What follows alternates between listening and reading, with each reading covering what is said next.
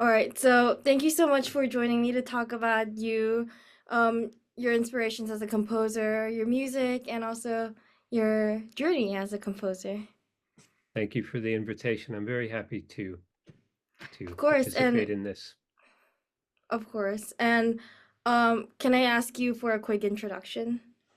Sure, thank you. So I am Chris Arrell. I'm a composer originally from Oregon. I live in Massachusetts now, and I teach at the College of the Holy Cross in Worcester. Great. And sometimes I ask composers if there's a particular phrase or a way to describe, their work. And so I want to ask, is there anything that you can use to describe your work? Sure. I mean, there's a bit of a trail now, right? Because I've been doing it for a while, and I've been Yes. thinking since your email about kind of common themes going back all the way to phrase, which you were kindly spoke about in your email. Thank you. And there's a couple things that are common themes that are still percolating now. And one of them is certainly the spectral philosophy and my just kind of interest in spectral approaches, ultimately thinking of music as frequencies in time. So it's very Mm. abstract, but thinking of it that way. And then another really big influence or big common theme is the idea of the motion process. So if I were to kind of sum it up quickly, and we can talk about more of these in more detail, but I would say that the idea that music, and this is not invented by me, this phrase, but thinking of music as sound in time. Those are very interesting. And how did you come to become interested in those topics? Well, music is something that is not unique, but shares maybe with theater and film, that it's a temporal art form. Right? And Mm. so there are other art forms. Maybe if you walk around a sculpture, or if you see a Calder mobile, like not the painting I have, but mobile, Mm. those do exist in time. But music always does. It always has a beginning and a middle and an end. And how to kind of articulate that process is really fascinating to me, and is something that I've been working on for a long time, starting, of course, with uh, earlier compositions in phrase, but with phrase, the idea of the motion process there is you can think of a motion process as movement from pole to counterpole. And those pole and counterpole, that can be anything that you can think of. It could be going from soft to loud, could be going from a kind of consonant collection of frequencies or spectrum to a dissonant one, going from low to high, going from a thick to a thin texture, uh, and how much time it would take to get there, and how many kind of steps you have along the way is a motion process. And Mm. through a motion process, you can kind of set up the idea of expectation, right? So the Oh. listener can kind of get the idea that, oh, I see things are getting louder, or oh, Mm. things are getting quieter. And with that context, you can then set up the idea of surprise if things are getting quieter and suddenly pop, right? You Mm. have that wonderful thing in music, which is to suddenly create surprise through this sense of context. Mm.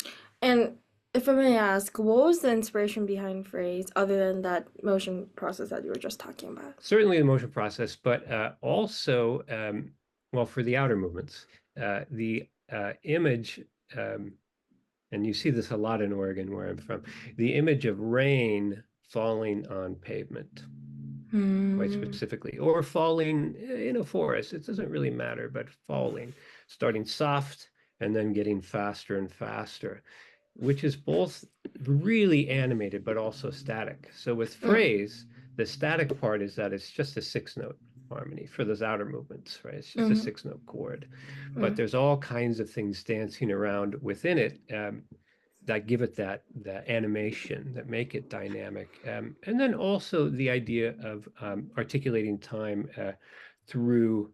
getting quiet and then getting loud and little explosions, right? And then coming back down and doing the same thing again.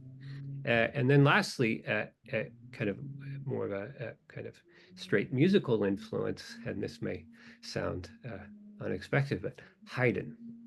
Oh, wow. Yeah, That's quite right. So, interesting. yeah, and not just to Haydn, and not just with Haydn. You see it a lot of Mozart and Beethoven, that whole crew. But the structure that's commonly called a sentence, but sentence is not the best title.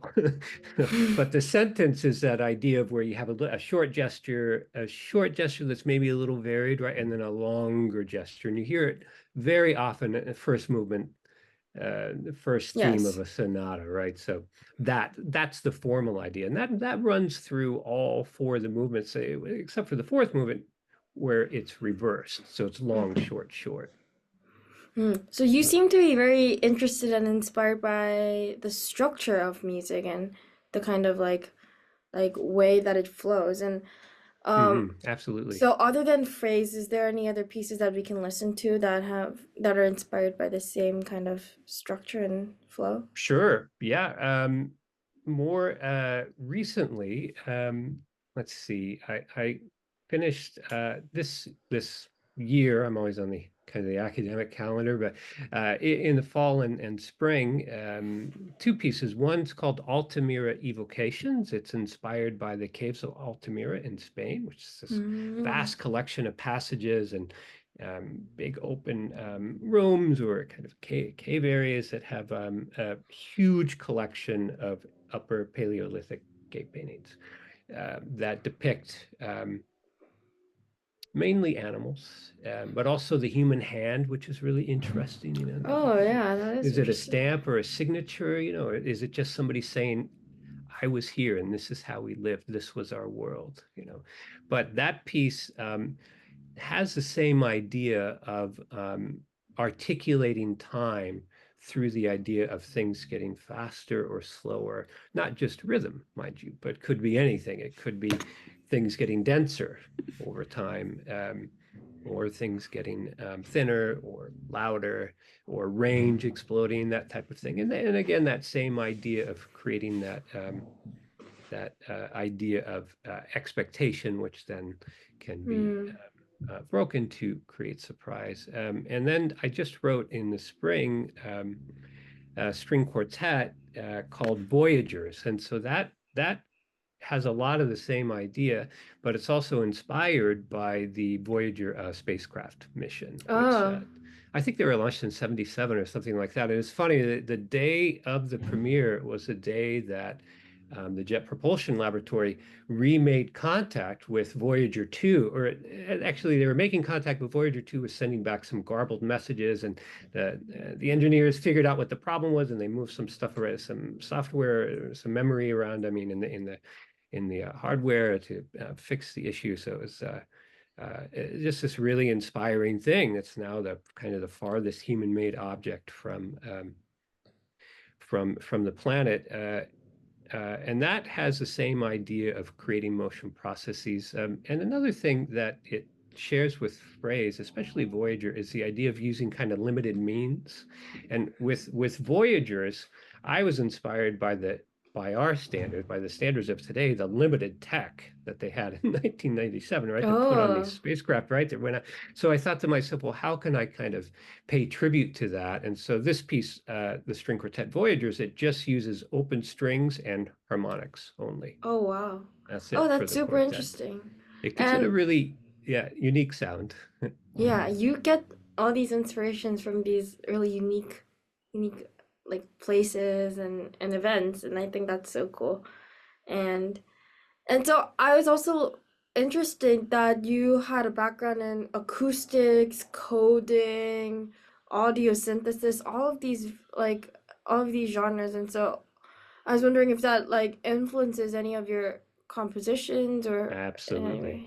Mm. Yeah, yeah, they do 100%. That's maybe about oh, I don't know, about a decade of influence now.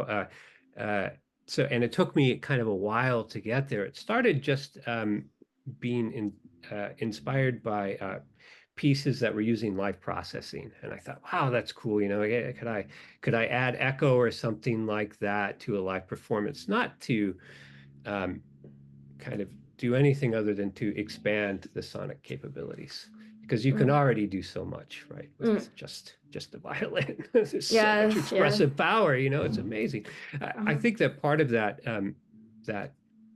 computational arts influence that started with that idea of live processing also goes back to my days when I was a guitar player. So I was a flute player first, and then I played guitar, and I did a gap year in Europe as a busker, before going Oh, to college. And I came back to the States, and I saw Marin Alsop was the conductor of the Eugene Symphony Orchestra. It was one of her first gigs, right? And I was just lucky enough to go to all these shows and concerts. I mean, and just seeing the orchestra collaborate is what kind of set me on the path to be a composer. But back to your question, it started with being interested in live processing.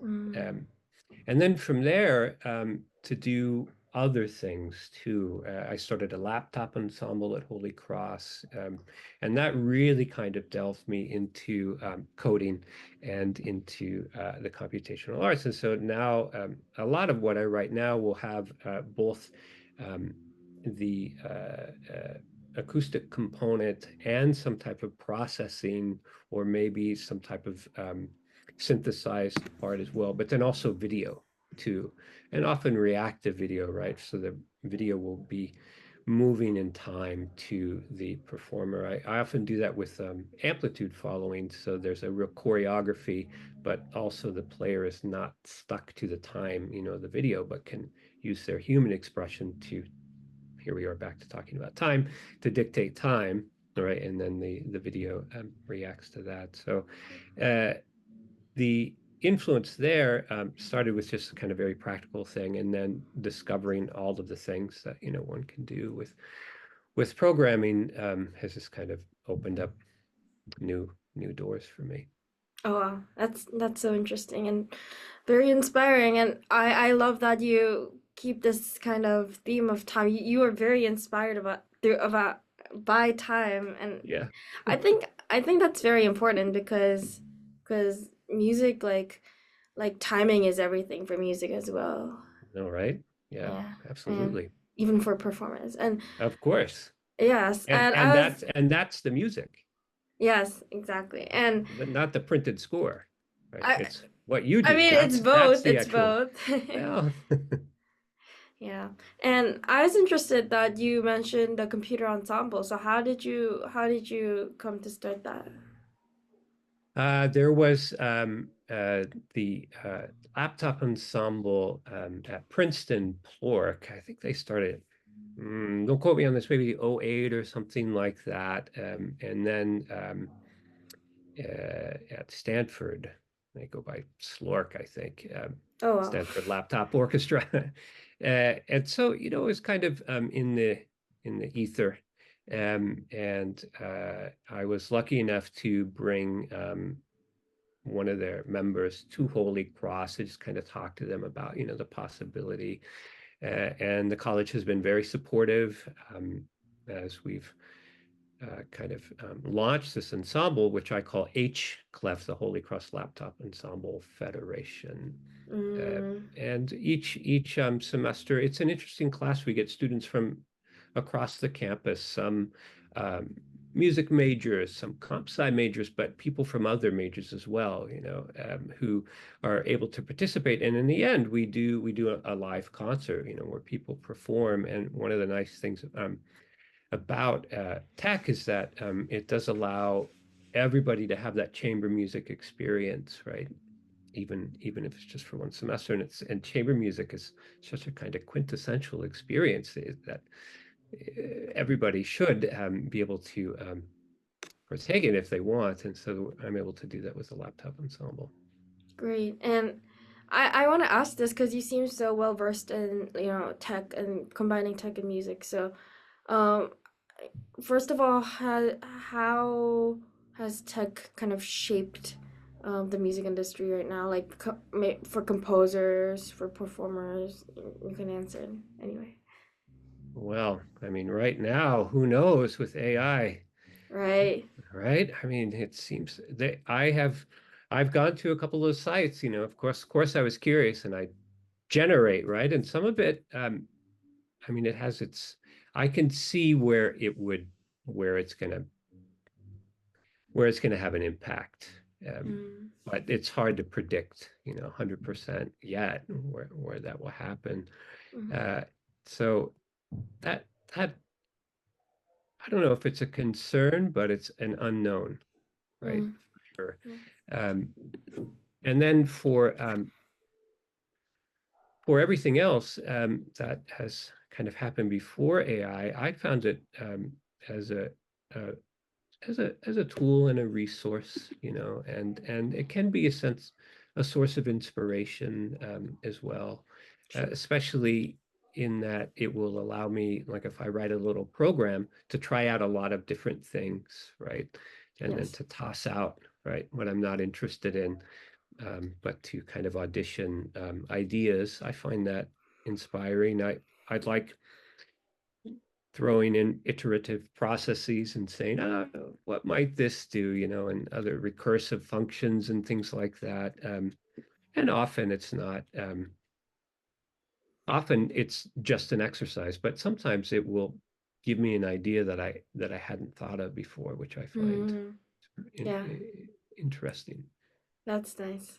Yeah, I agree. I was actually interviewing someone and they said that, you know, you can they also get inspiration from AI sometimes. They said Mm, um but also I think it's interesting that AI is taking what we've inputted into them and then producing some mix of what we put in from that. yeah, So in a way yeah. we're kind of getting influenced by a blend of our own music in a way. I don't know how I to see put what you mean, of course, because yeah, AI is just, it's not inventing it itself, exactly.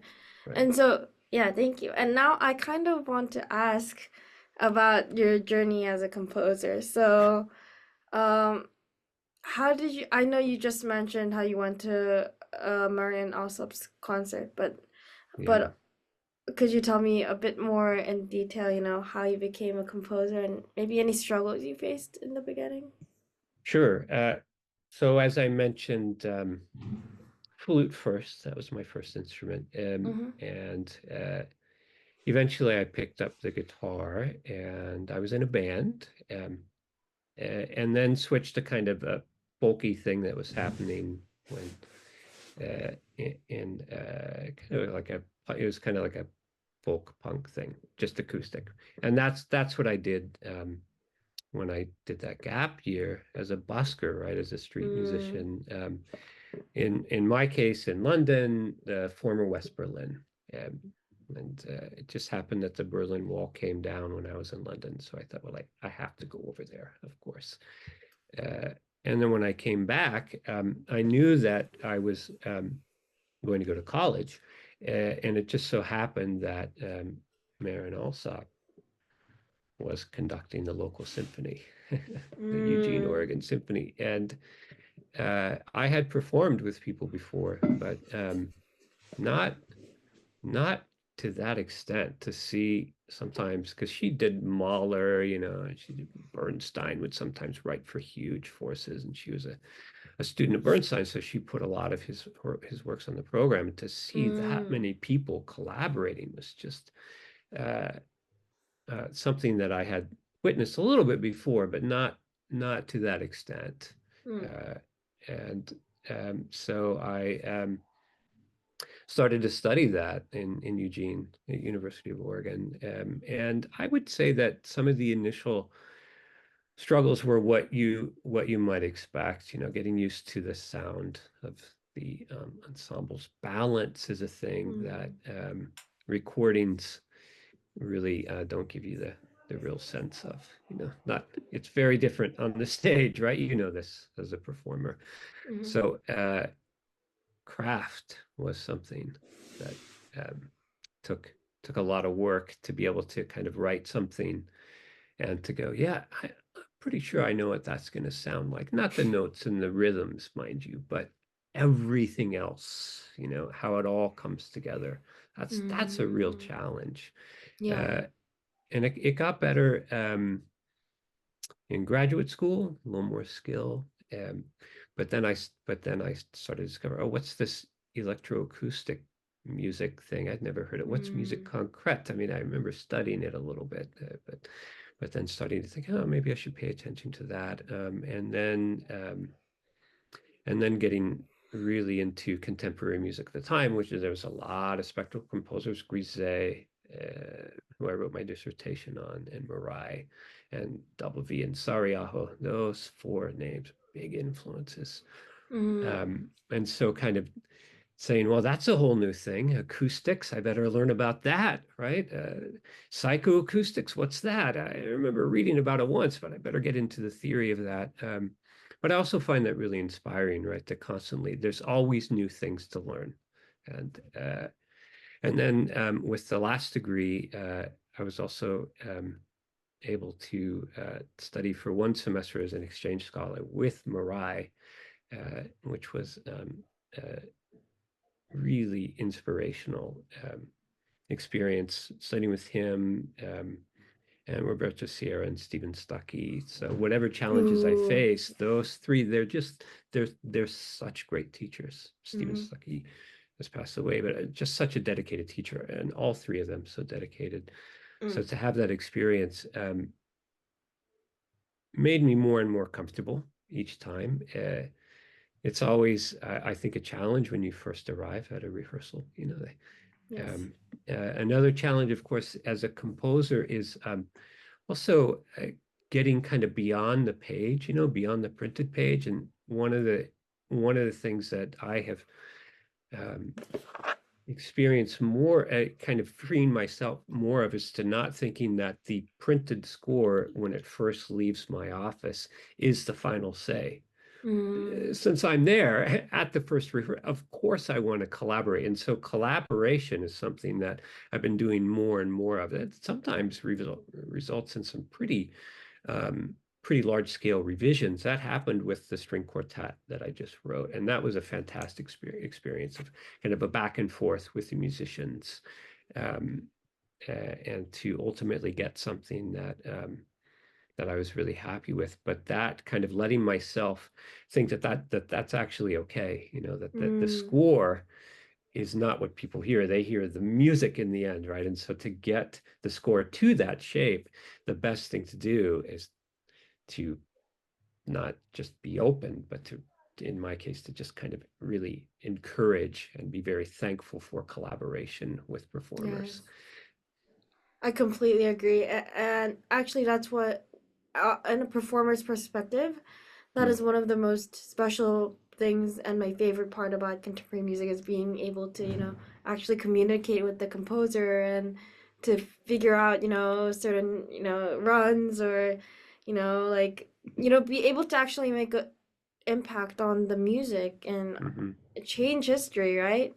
hmm And yeah, I think that's what really drew me most to contemporary music too, in the beginning. And yeah, and so my last question is actually, do you have any advice for students who are starting out as composers or Sure. anyone who's kind of Yeah. trying to get into listening Yeah. to new music? Um, I can offer a few things that may or may not be helpful to people, but just this is just from my perspective. Yes. But certainly to collaborate as much as you can, um, Mm, to take all the opportunities to write, and to apply for all the things that you can to have opportunities to work with performers, and to perform yourself is really important too. So mm-hmm. in my case, I mentioned that I was a guitar player, and as when I started to be a composer, I decided I wanted to be a composer. I took up the piano, I took voice lessons, I studied double bass for a little bit, all of those things just to kind of get a feel for it, is really useful, and take some of the not the mystery, because you want the mystery of it, but it takes some of the scariness away from, oh, how do I write for guitar? I've never done this before. It's such an odd instrument. If you have a chance to at least, if not to study yourself, then to work with the guitarist. And as a student, you're really lucky because there are lots of other students around who are performers who you can collaborate with. And Yes. performers are they're very generous people, and they will work with you, and to not be shy, and but also I would say, especially as a student, to kind of push new things. If you haven't done this thing before and you have an opportunity to do it, try it, whatever it Mm, might be. It might be writing for an orchestra, it might be writing a musique concrète piece, it might be writing a piece for a soloist, whatever that is, to take advantage of that, because they're all different experiences. On a very practical note, to be very wary of MIDI playback. It does not represent the sound at all, both in terms of time. It will sound quite dead via MIDI. mm, Most composers will turn up the tempo too much to compensate for that, and also balance is just completely misrepresented. Right? mm. A flute will be the same volume as a trumpet player, both at forte in MIDI. Oh, So, yeah. right. That is such But great advice. Yeah.